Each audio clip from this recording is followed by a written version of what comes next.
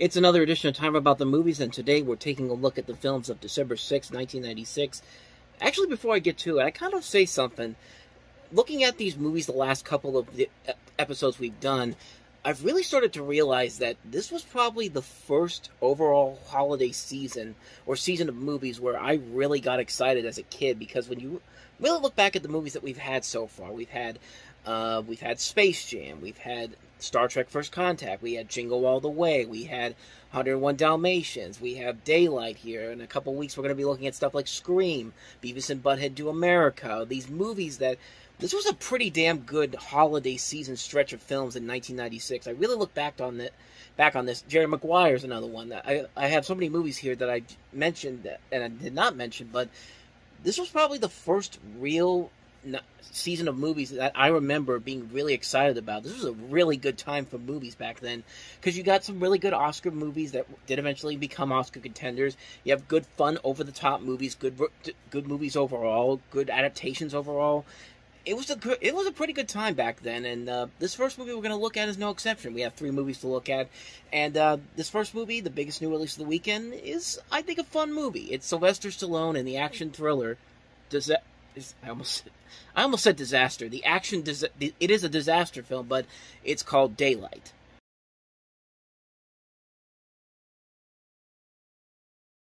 Why do I get the feeling that when that trailer was shown in New York City, there were people that actually believed believed what he said about residents are advised to not go under the tunnel? And I don't know. I think some people might have actually done. Yeah, I think that's a fun concept to play with. But this is Daylight. This is actually the second film Rob Cohen directed in 1996 after Dragonheart, which is a really good film.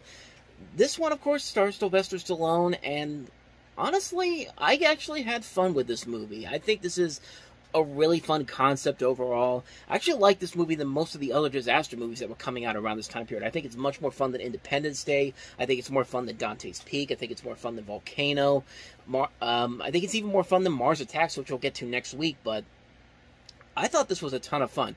It is not a good movie overall. It's a very lackluster script overall, but the effects in this movie look so incredible. It's amazing how this movie looks.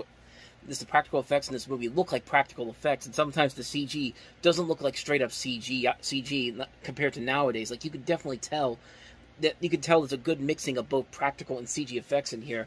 And like I said, it's a fun concept too. Like, I actually had to look just to make sure that this was actually something that actually does exist in New York City, where there is a bridge underneath the water, and supposedly, that's kind of true. It's beneath the Hudson River, and it always never occurred to me that was the case, even though, because I've always said, as I've said before, I've always wanted to visit New York City one day. Hopefully I can still do that someday.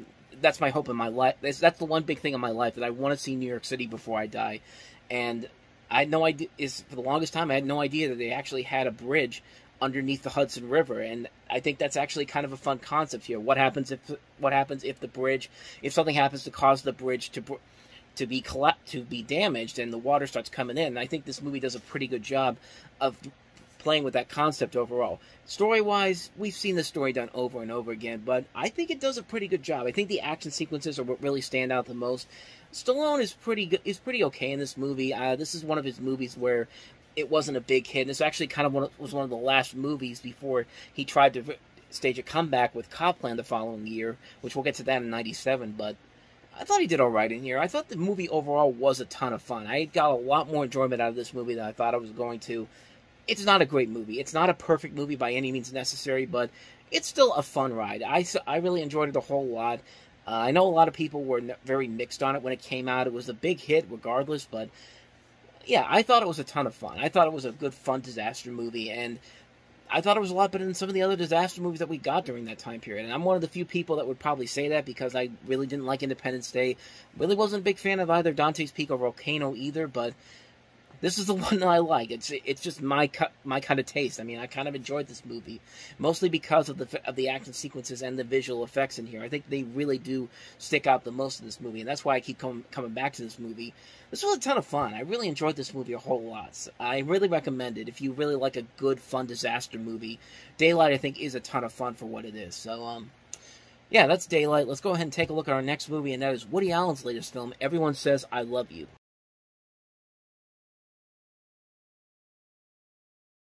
And this is pretty standard for Woody Allen movies. You basically have a story about this upper-class family in Manhattan.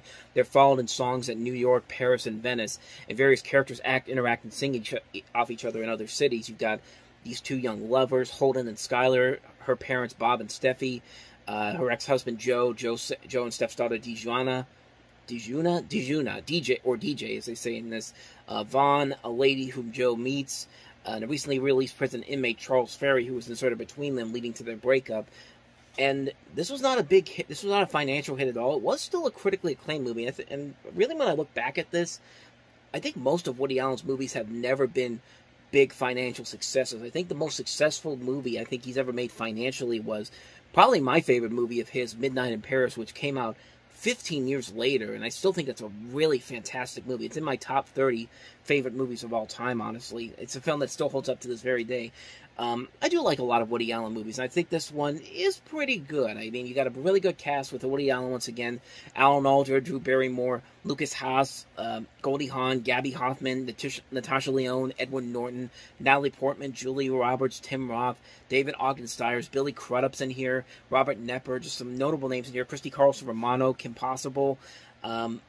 Really solid cast overall here, and it is what you expect from a Woody Allen movie. It's a film where you get attached to the characters, you get attached to their storylines, and I think it does a very good job of creating this unique story that you want to follow around here.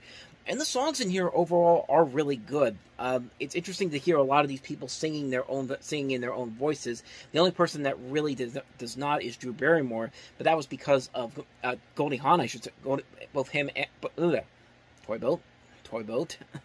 But I said that one exception was Drew Barrymore, but actually two exceptions. Goldie Hawn, which basically Woody Allen said to intentionally sing it worse because she sang too well to be believable as a normal person just breaking into song, which, I mean, that's a weird way to put it, but it kind of worked. And Drew Barrymore, who convinced Allen that her singing was too awful for even the realistic singing voice concept he was going for, and her voice is actually dubbed over by a woman named Olivia Hayman.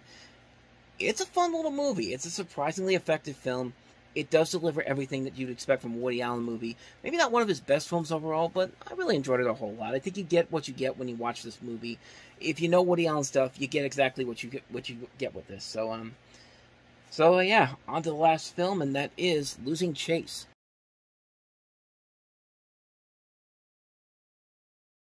So this is Kevin Bacon's first movie he's ever directed. He's actually directed another movie, Loverboy, which came out 9 years later, and I don't know too much about these movies. I've never seen this movie, nor have I seen Loverboy, but the basic story is that Helen Mirren plays this woman who marries a man named Richard, played by Beau Bridges, and they both grew up in this upper middle class, and her distaste for artificiality leads her to this wild breakdown, and the husband and Richard just doubtfully tries to restore their family unit as best as he knows how by hiring a mother's helper, played by Kira Sedgwick, who is, of course, Kevin Bacon's Kevin Spacey. That'd be a whole different story. Who's actually Kevin Bacon's wife, and Chase Mirren's character is broken and wildly